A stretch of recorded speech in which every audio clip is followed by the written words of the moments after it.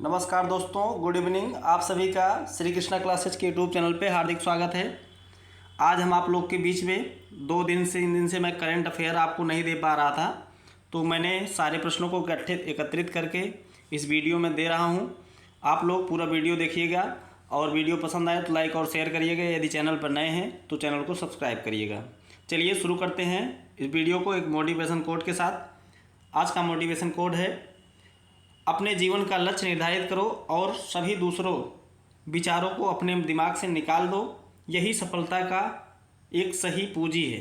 ठीक, यानी आपको हमेशा पॉजिटिव थिंक करना है और उस पॉजिटिव वे में आपको काम करना है, तभी आप नकारात्मक विचारों को त्याग कर अपने लक्ष्य की तरफ आप अग्रसित होंगे तो निश्चित तौर पर सफलता आपको ज़रूर मिलेगी। ठीक है, चलिए प्रश्नों की श्रृंखला शुरू करते हैं। प्रश्नों की श्रृंखला शुरू करने से पहले मैं आपको बता देना चाहता हूं, इस वीडियो के अंत में मैंने एक प्रश्न दिया है, उसका जवाब आप कमेंट बॉक्स में ज़रूर दीजिएगा और डिटेल में दीजिएगा, उसको अच्छे से बताइएगा वो योजना क्या है, कौन सी। अगर मैंने जो भी प्रश्न किया हो उसके बारे में आप विस्तृत जानकारी आप कमेंट में देंगे। चलिए शुरू करते हैं पहले प्रश्न को। पहला प्रश्न हमारा क्या है? पहला प्रश्न है हमारा आपके स्क्रीन पर। ठीक, पहला प्रश्न है, हाल ही में बीसीसीआई के 36वें अध्यक्ष कौन बने हैं? चलिए, अभी हाल ही में बीसीसीआई के 36वें अध्यक्ष बने हैं रोजर बिन्नी ना, रोजर बिन्नी ऑप्शन सी इसका सही है। रोजर बिन्नी अभी हाल ही में बीसीसीआई यानी इसका फुल फॉर्म क्या है, board of control for cricket in India, इसके अध्यक्ष बने हैं। और इसकी हिंदी बात किया जाए तो भारतीय क्रिकेट नियंत्रण बोर्ड इसको कहा जाता है। इसकी स्थापना 1928 में हुई थी, मुख्यालय मुंबई में है। इसके वर्तमान में उपाध्यक्ष हैं राजीव शुक्ला तथा सचिव यानी सेक्रेटरी हैं जय शाह। ठीक, तो आप लोग इतनी चीज़ें इस प्रश्न से आप याद रखिए। चलिए अगले प्रश्न की तरफ चलते हैं। अगला प्रश्न है दूसरा, हाल ही में लेखक सेहान करुणा तिलक ने बुकर पुरस्कार 2022 जीता है। बताइए कि वह किस देश के हैं? बुकर पुरस्कार 2022 जीता है यह इन्होंने, और ये हैं श्रीलंका के। ठीक, इनका उपन्यास है द सेवन मून ऑफ माली अल्मेड़ा, जो कि इनका उपन्यास है, इसी के लिए इनको बुकर पुरस्कार 2022 दिया गया है। ठीक, एक अंतर्राष्ट्रीय बुकर पुरस्कार होता है जिसको गीतांजलि श्री ने जीता है। ये मात्र बुकर पुरस्कार 2022 है, इसको आप लोग ध्यान में रखिएगा। अंतर्राष्ट्रीय बुकर पुरस्कार नहीं है, ये बुकर पुरस्कार 2022 है, इसको जीता है सेहान करुणा तिलक ने। ठीक, अगला प्रश्न देखेंगे। अगला प्रश्न क्या है? अगला है, हाल ही में किसे भारत का लेखा नियंत्रक बनाया गया है? हाल ही में किसे भारत का लेखा नियंत्रक बनाया गया है? तो इसका जवाब है, हाल ही में भारती दास को लेखा नियंत्रक बनाया गया है। इसका जवाब ऑप्शन सी है। ये 27वीं नंबर की लेखा नियंत्रक बनी है, 1988 बैच की। ये सिविल सेवा की अधिकारी हैं भारती दास। चलिए अगला प्रश्न देखते हैं।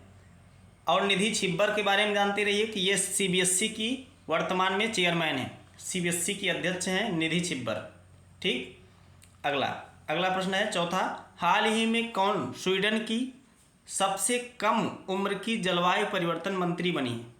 इसका जवाब है रोमिया अभी हाल ही में मात्र 26 वर्ष की उम्र में ये स्वीडन की जलवायु परिवर्तन मंत्री बनी है।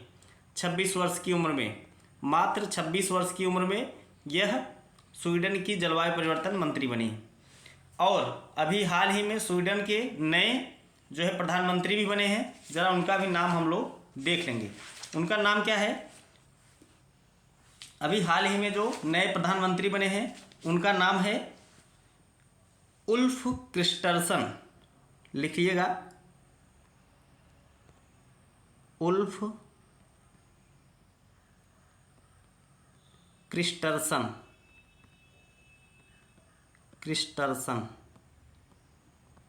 उल्फ क्रिस्टर्सन इनका नाम है। ये स्वीडन के नए प्रधानमंत्री बने हैं। स्वीडन की राजधानी की बात किया जाए, स्वीडन की राजधानी है स्टॉकहोम और यहाँ की मुद्रा है स्वीडिश क्रोना यहाँ की मुद्रा है। ठीक, स्वीडिश क्रोना यहाँ की मुद्रा है और यहाँ की राजधानी है स्टॉकहोम। चलिए आगे चलते हैं अगले प्रश्न की तरफ। अगला प्रश्न है, हाल ही में जेवलिन थ्रोवर जिनका नाम है डीपी मनु ने नेशनल ओपन एथलेटिक्स में कौन सा पदक जीता है? तो डीपी मनु ने अभी हाल ही में स्वर्ण पदक जीता है। कर्नाटक में आयोजित नेशनल ओपन एथलेटिक्स में इन्होंने स्वर्ण पदक जीता है। इसका ऑप्शन ए सही है। अगला प्रश्न, हाल ही में किस राज्य में वन्य जीव बोर्ड ने नए बाघ अभ्यारण्य को मंजूरी दी है? तो मध्य प्रदेश में। मध्य प्रदेश भारत का सबसे ज़्यादा टाइगर रिजर्व वाला राज्य है। मध्य प्रदेश सर्वाधिक वनावरण वाला राज्य है।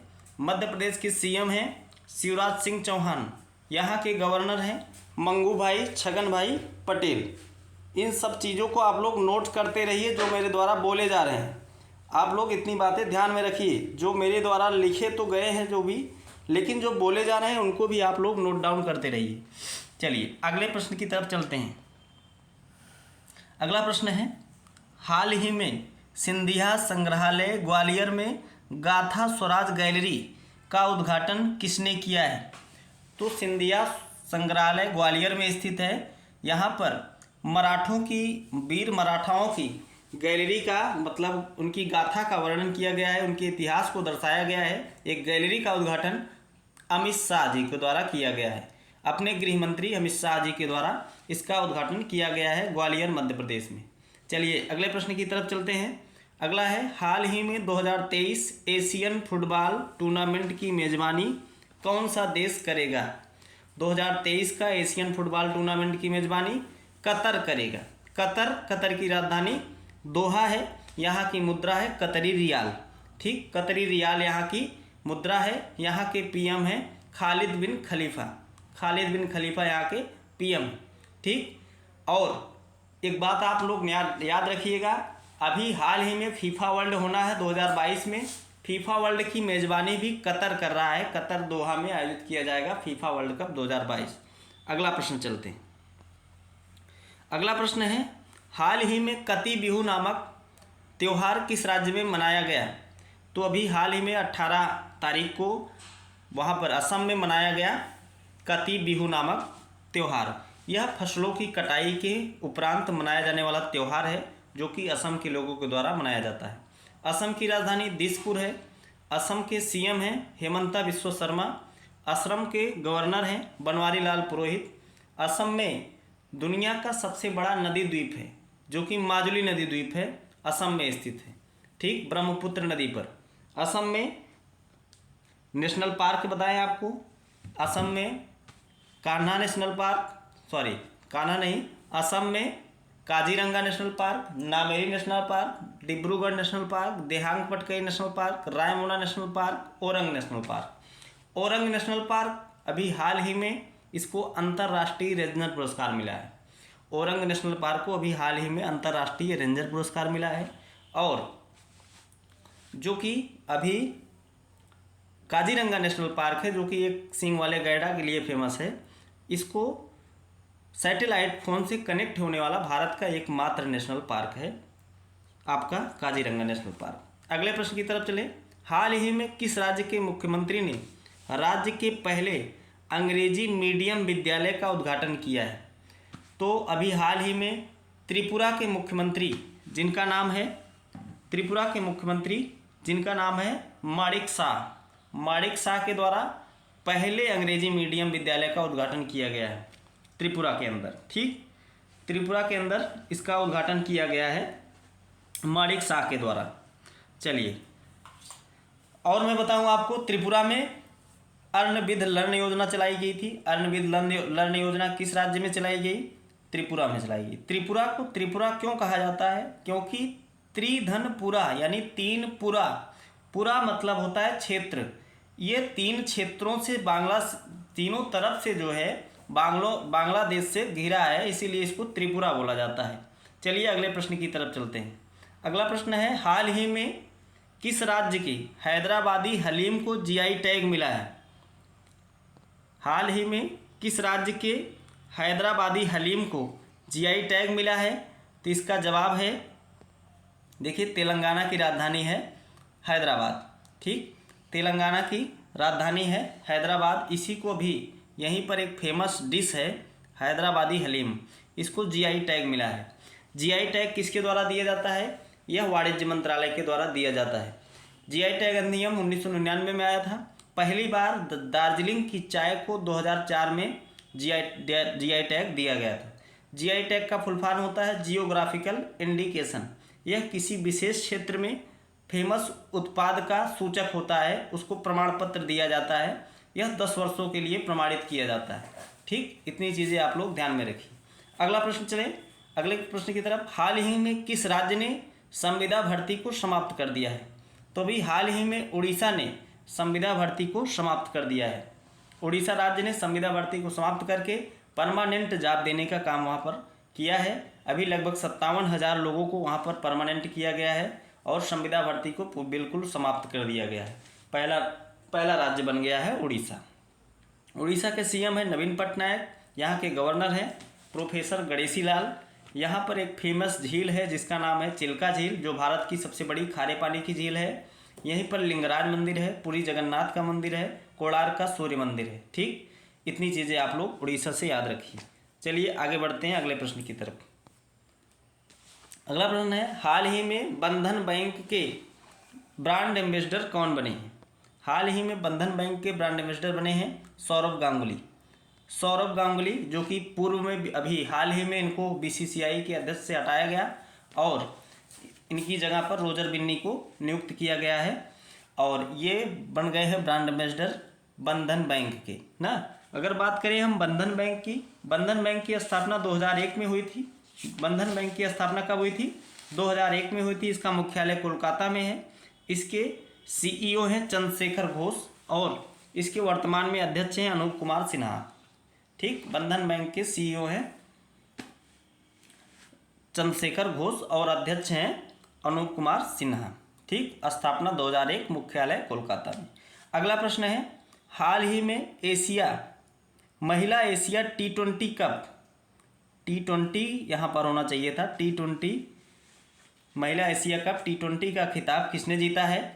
तो भारत ने जीता है। भारत ने श्रीलंका को हरा करके महिला एशिया T20 का खिताब अभी हाल ही में जीता है।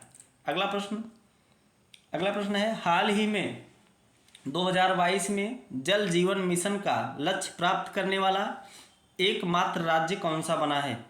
तो जल जीवन मिशन का लक्ष्य प्राप्त करने वाला एकमात्र राज्य बना है तमिलनाडु। जल जीवन मिशन, इसकी शुरुआत 2019 में हुई थी पीएम मोदी जी के द्वारा। ठीक, पीएम मोदी जी के द्वारा इसकी शुरुआत हुई थी जल जीवन मिशन की। जल जीवन मिशन की शुरुआत हुई थी और तमिलनाडु भी जल जीवन का लक्ष्य प्राप्त करने वाला एकमात्र राज्य बन गया है भारत का। ठीक, अभी देखो एक प्रश्न इससे और बनता है, हर घर जल प्रमाणित राज्य कौन सा बना है? तो इसका जवाब होगा गोवा। और जल जीवन मिशन प्राप्त करने वाला एक राज्य कौन सा बना है? तमिलनाडु। तमिलनाडु की राजधानी चेन्नई है। यहाँ के सीएम है एम.के. स्टालिन। यहाँ के गवर्नर हैं आर.एन. रवि। ठीक, आर.एन. रवि यहाँ के गवर्नर हैं और यहाँ पर अभी यह जो है मछली के उत्पादन में शीर्ष राज्य है तमिलनाडु। और 14 अप्रैल यानी अंबेडकर जयंती को समानता दिवस के रूप में मनाने का निर्णय तमिलनाडु की सरकार के द्वारा लिया गया है। इतनी बात आप लोग याद रखिएगा। मैं आपके लिए प्रश्न दे रहा हूँ, इस प्रश्न का जवाब आपको कमेंट में देना है। देखते हैं सबसे पहला किसका जवाब आता है। जिसका जवाब पहले आएगा अगली वीडियो में मैं उसका नाम अवश्य लूँगा। ठीक, हाल ही में भारत माता के सपूत नामक वेबसाइट किसने लॉन्च किया है? यह आपका प्रश्न है। ऑप्शन आपके सामने है, इसका जवाब आपको देना है कमेंट में। और तब तक के लिए आज के लिए बस इतना ही। मिलते हैं अगली वीडियो में, तब तक के लिए नमस्कार, जय हिंद, वंदे मातरम।